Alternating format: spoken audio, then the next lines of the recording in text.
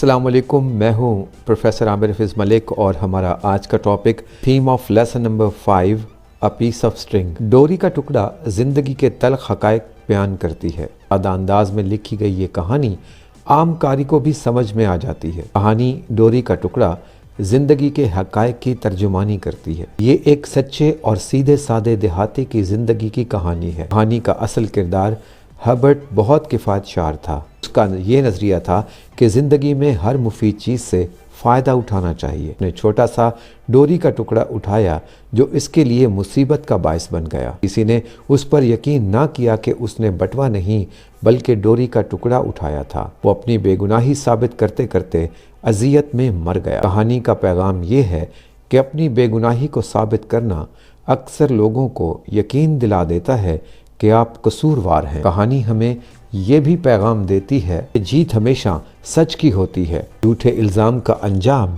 तबाही होता है। वेस्टर्न इंग्लिश की बेहतरीन तैयारी और शानदार रिजल्ट के लिए हमारी किताब smart English by professor Aamir Hafeez Malik से तैयारी कीजिए। बहुत शुक्रिया।